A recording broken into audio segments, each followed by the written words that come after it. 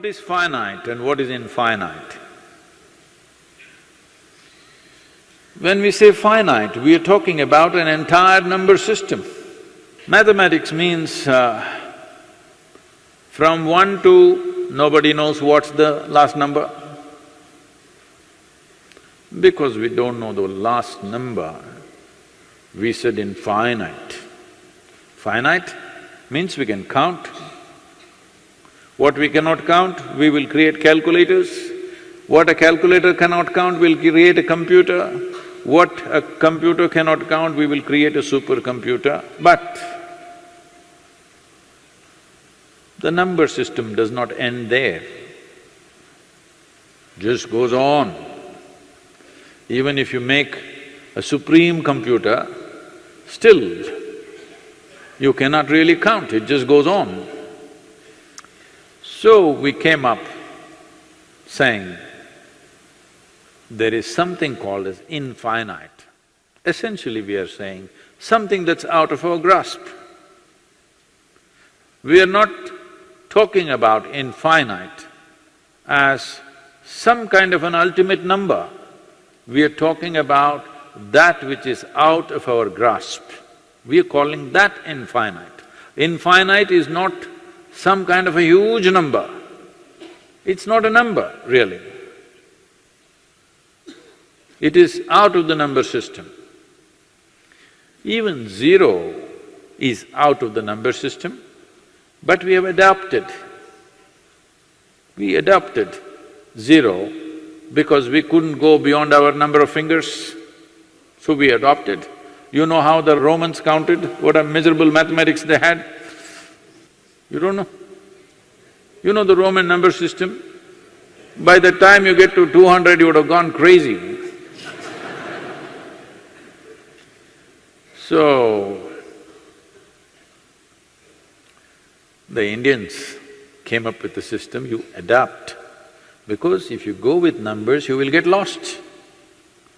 You adopt something which does not belong to the number system to complement the number system, that is a zero.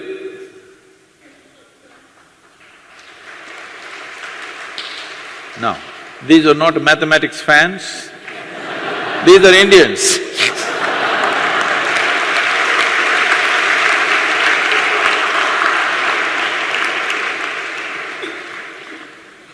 Nationalism is on the growth.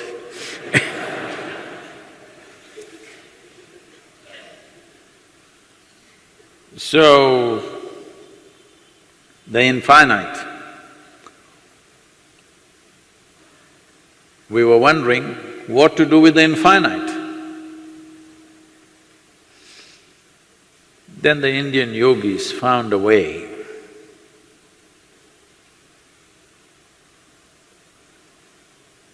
They just kept their own hand like this. When their experience of life became boundless, they checked and they found their own energies were going like this. So whenever they became boundless, their energy system took this pattern, so they gave this as the symbol for that which is numberless or beyond number system. So today, you're using that as the sign of infinity or infinite nature. This was also referred to as the arboreus, that is, a snake twisting itself where it is eating its own tail, so it becomes the symbol of infinite. Why this is significant is because this is manifest. This is manifest in our own experience, in our energy, that when we become boundless in our experience, our energies start moving like this. Otherwise, they're moving like this, a spiral. A spiral in the yogic system or in this culture is referred to as samsara. A spiral means it's a never-ending process, just goes on and on and on and on. And it is circular in nature. That means in some way it is controlled. within that control sphere, it goes on endlessly. And that's how people expect you to be. They want you, they don't mind you running around a bit, as long as you're somewhere close by and running around. You want to go like this in search of truth. Your samsara will not allow you.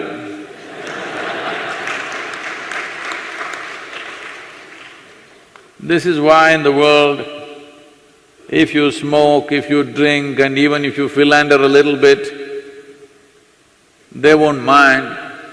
But if you say, I am going to a guru,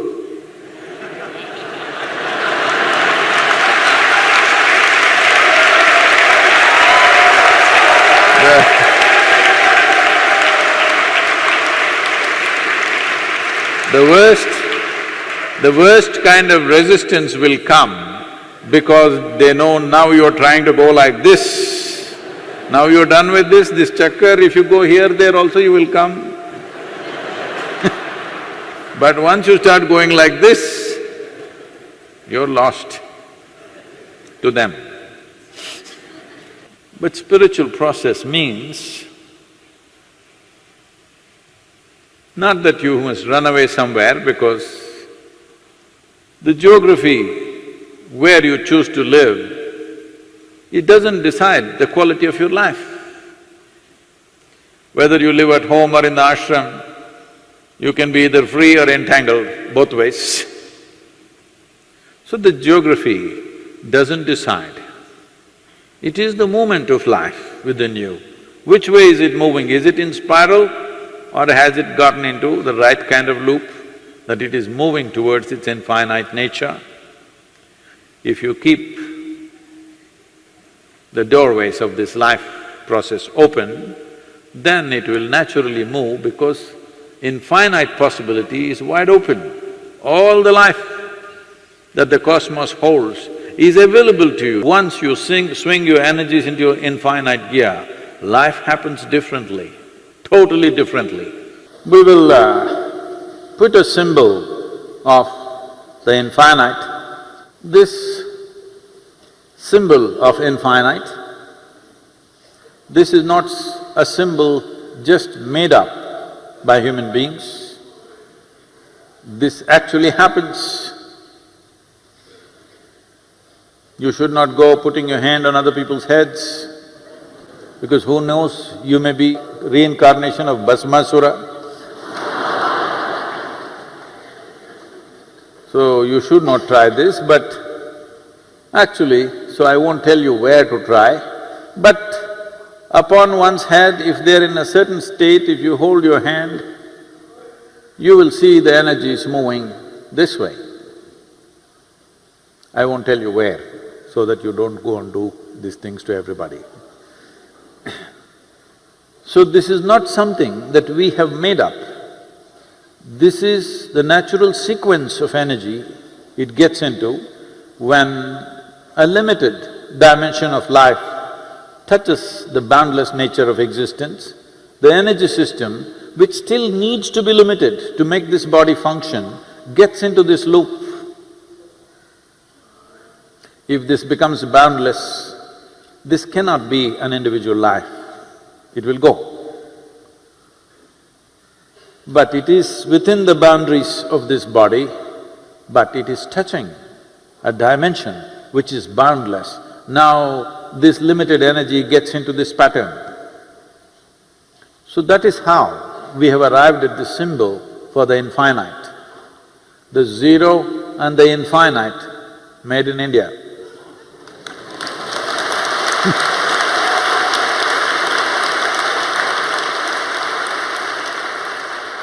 Because it takes a deeply meditative being to arrive at a number which is nothing.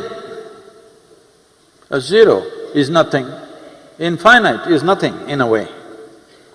To arrive at a number system which actually doesn't add up, this can only be done by a profoundly meditative being, otherwise it cannot be done.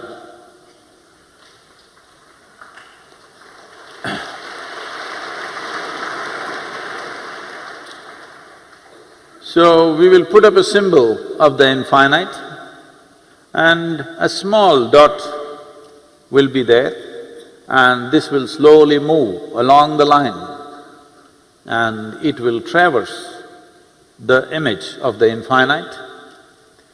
It will take 4.5 minutes to complete one cycle. I want you, both visually and mentally, if possible, you put emotion into this dot, because most of you cannot keep your mind on anything unless you're emotionally connected to it.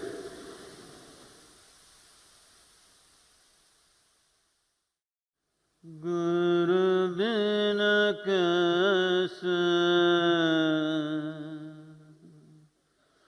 gun gaave,